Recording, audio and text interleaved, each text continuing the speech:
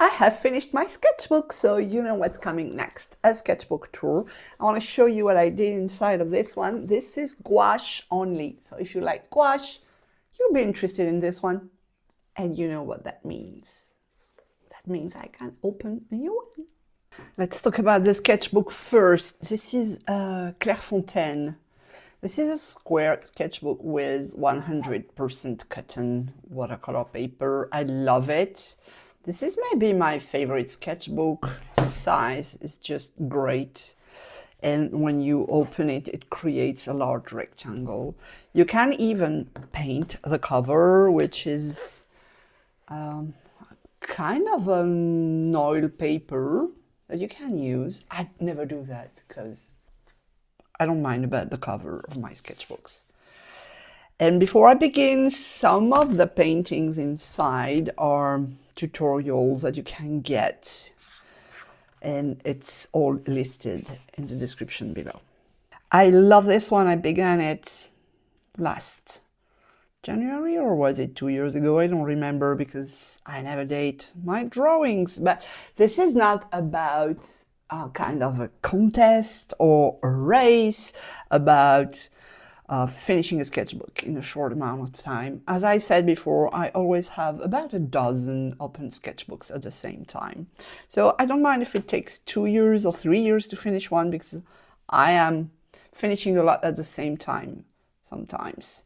And when I have finished one, I can open a new one. Yay!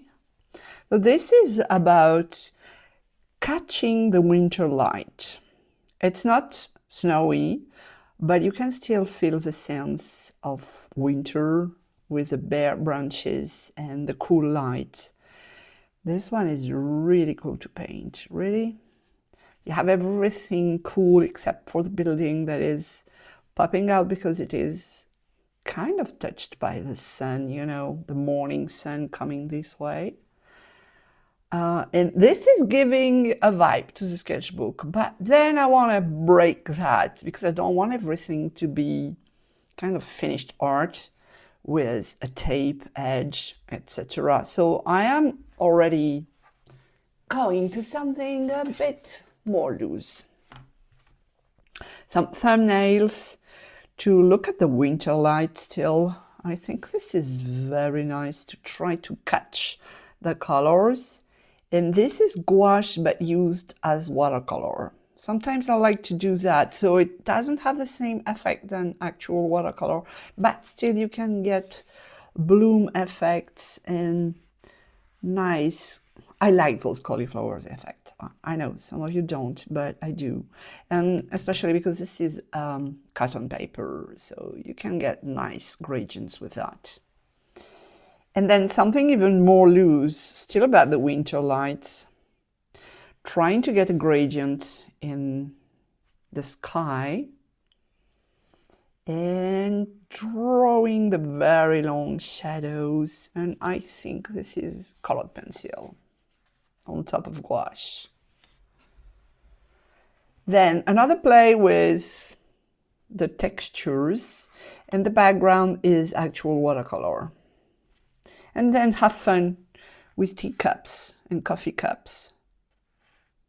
I don't know, this pink is, wow. This is opera pink. I've said that a lot of times. This is my favorite color, but I think it's really clashing in the rest of the colors. And I added colored pencils on top, which is not the best for this part. I don't like it too much. Still having fun with pots and trying to incorporate metallic watercolors. You see, if I move the paper, you should be able to see the metallic effects and adding a strong outline. Actually, I don't like this page. I like this one better, but you can see the problem with gouache, which is the transfer from one page to another. This is clearly the blue pigeon here.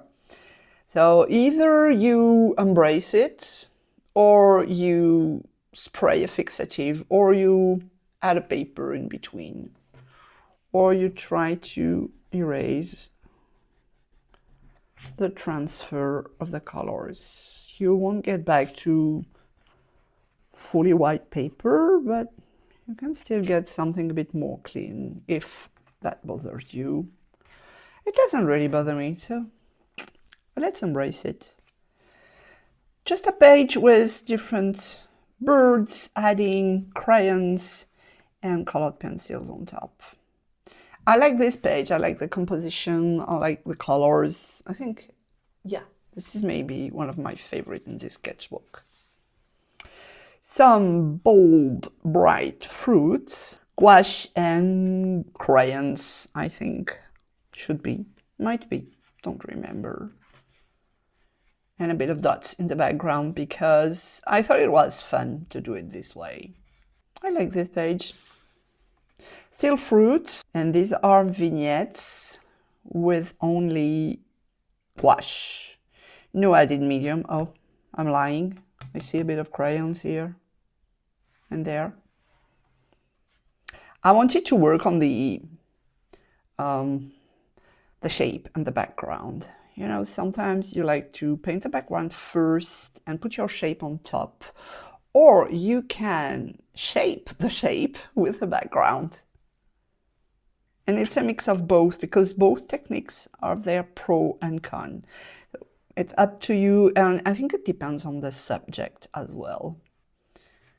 It depends if you want to have a straight cutout from the background, if you want your two parts to merge a bit, if you want them to be soft or to be strong.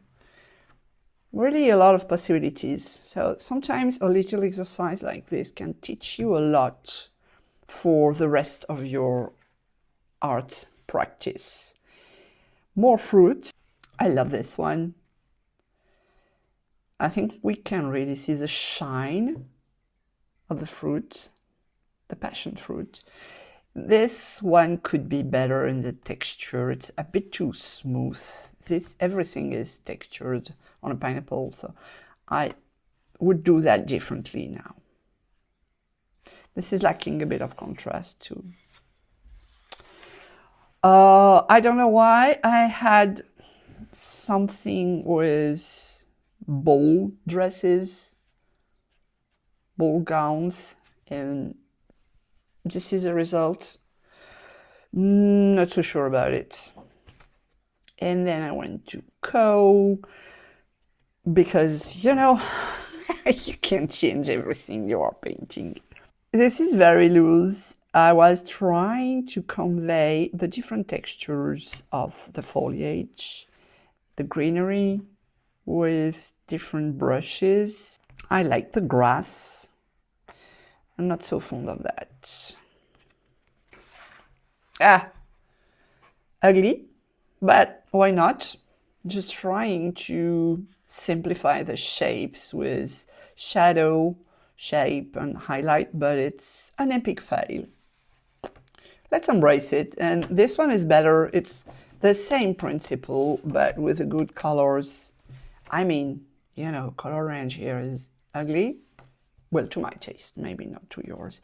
And this is where I came to with more values. Actually, no, we have 3 values. And this is maybe my second favorite page. Yeah, nice portrait. Love her.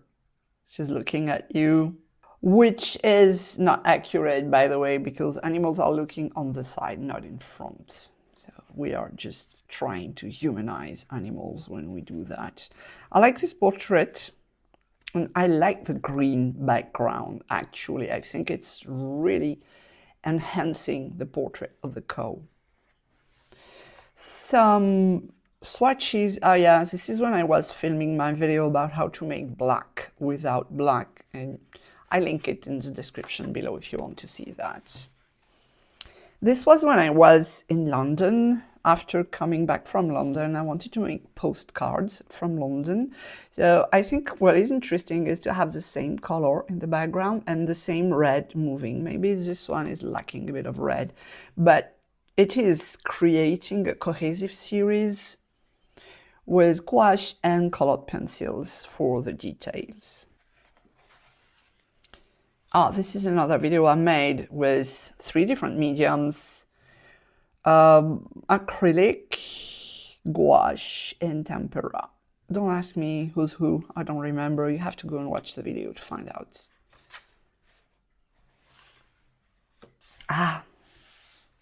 This is a story that is very interesting.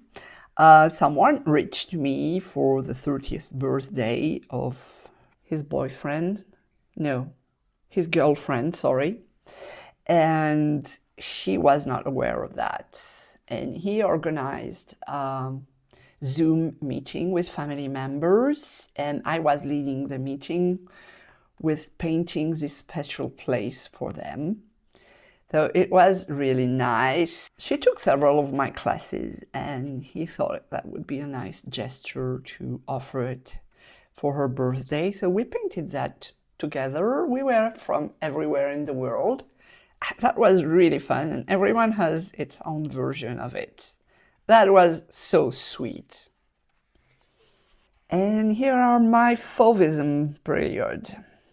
Some paintings are made. This is a copy from Derain, and this is another inspiration from Derain by one of my paintings. I don't remember really, but I love those colors. And I applied it to my cat portrait. So you can get in the same sketchbook very bright colors in very soft colors, as well as realistic things, ugly things, weird things. Let's keep going. What's next? On purpose, I haven't looked at the sketchbook before filming the video. Oh yeah, that was the mushroom series. Oh, I love that one. I did that during a live painting session on YouTube, so you can find it also on my channel. I had great fun doing that. There are a lot of interesting techniques in there. And I love those two. I think it's really matching the 2 pages very well. Some Christmas baubles. Pink ones because I'm tired of green and red. And some other snowy scene with a lot of different techniques as well. And here I am at the end of the sketchbook. They have what they call postcards, but really the size of the postcard is so weird. I don't know who can use that, so I never use them, and I really regret they don't put just regular paper so I can use it. I could paint on top of that, but well. So this is all my sketchbook with very various things. I'm quite happy with this one. So which one is your favorite page?